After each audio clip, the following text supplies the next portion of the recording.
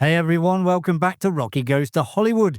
Today we're talking about one of Tinseltown's most electrifying and unpredictable stars, Jack Nicholson.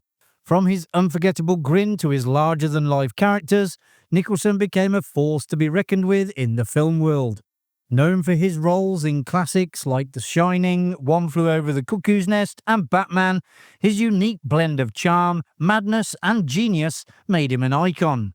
But behind the scenes, there's a whole other side to his story, one of raw talent, rebellion, and a career that defied the odds. So let's dance in the pale of the moonlight and take a closer look at the wild ride that is Jack Nicholson's life.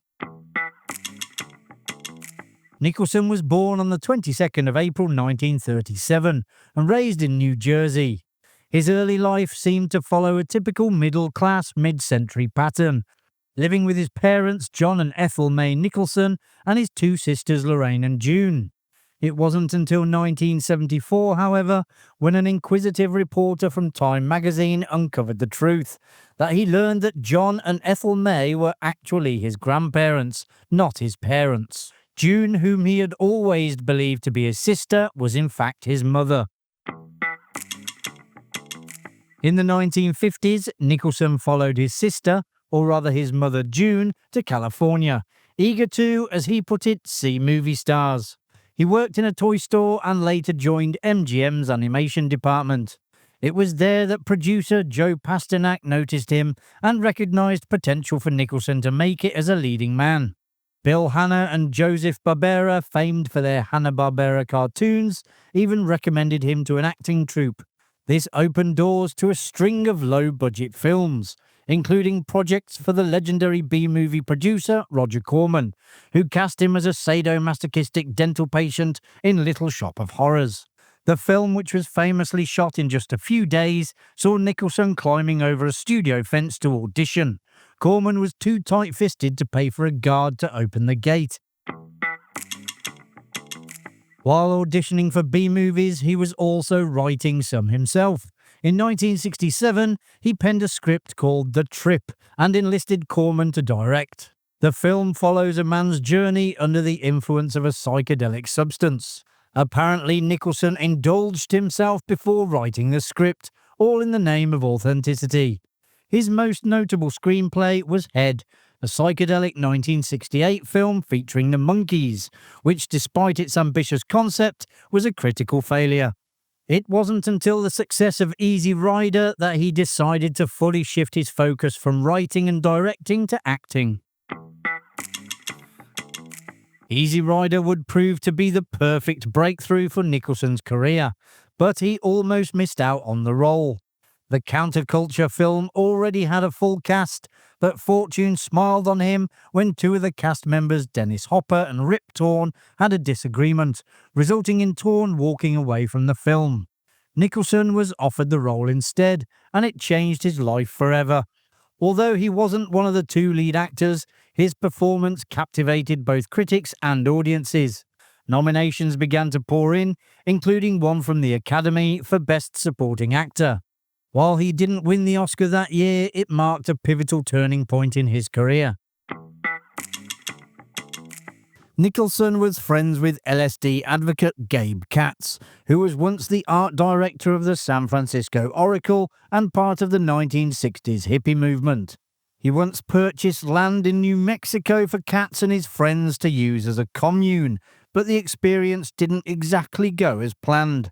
In an interview with Andy Warhol, he explained that Katz first wrote to tell him that a group with guns had driven him and his peace-loving followers off the property. Then he received a letter from someone claiming to be a clown asking for permission to stay there.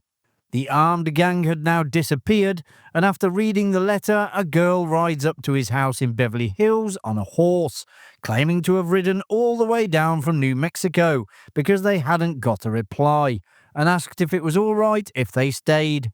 He said, "Sure, go ahead." The last he'd heard by the mid-70s was that his business manager had leased part of it, but a group calling themselves the Butch Cassidy gang had taken over. They were living there as bandits on a remote mountain, now an outlaw hideout, and no one would go up to remove them.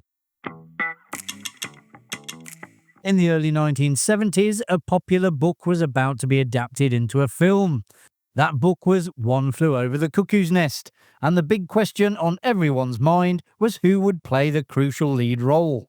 The director favoured Burt Reynolds, star of Deliverance, but the producers were set on Nicholson, and he ultimately secured the part.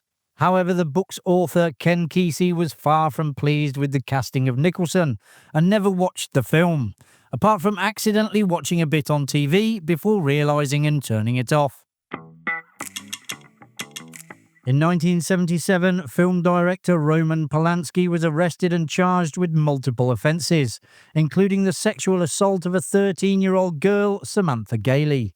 The incident occurred at the home of Jack Nicholson, though he was not present at the time. Palansky had been invited by Nicholson to use his place while he was away. Palansky eventually pleaded guilty to unlawful sexual intercourse with a minor as part of a plea deal. However, before sentencing, he fled the United States and has remained a fugitive from US justice ever since. While filming The Shining in the UK, the Wimbledon tennis tournament was taking place, and Nicholson was eager to attend. To make it happen, he called in sick. However, due to his fame, the cameras spotted him in the stands watching the match. When director Stanley Kubrick saw him on the telly, he was absolutely furious. Tim Burton's Batman from 1989 was a massive success at a time when comic book movies were far from guaranteed hits, and much of that can be attributed to Nicholson's wildly unhinged portrayal of the Joker. He negotiated a deal that included a cut of the film's merchandising, a move that proved incredibly prescient, earning him over $50 million. He later claimed that this deal was a thorn in Warner Brothers' side, as they had little idea of the licensing bonanza the film would become. He said he was never even asked to do Batman Returns. The subject never even came up. He doubted they wanted to pay him that much, but admitted they honourably upheld the contract. Despite his decades of blockbuster films, it's extremely rare for Nicholson to appear on a talk show. Though he was friends with late-night legend Johnny Carson, he never appeared on The Tonight Show. Co-star and former partner Angelica Houston told Larry King, "The only time you'll see Jack on television is at a Laker game." Although he did do a bit of TV acting very early on in his career. Houston speculated that his absence from the small screen might stem from his desire to maintain an air of mystery as a film actor. However, Nicholson seemed to have a deeper disdain for the medium itself.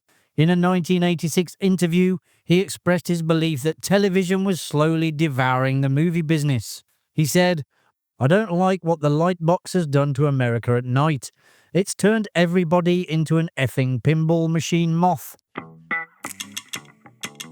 Nicholson lived next door to Marlon Brando, and their houses were so close that they shared the same driveway.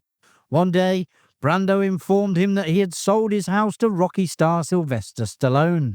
This news shocked Nicholson, as he feared Stallone's extravagant lifestyle would invade his privacy. However, he breathed a sigh of relief when he later realised Brando had been playing an April Fool's Day prank. The section of Mulholland Drive where he lived was nicknamed Bad Boy Drive, due to the womanising reputations of Jack Nicholson, Marlon Brando and Warren Beatty. When Brando passed away, Nicholson did something that some might consider heartless. He bought Brando's house and had it demolished.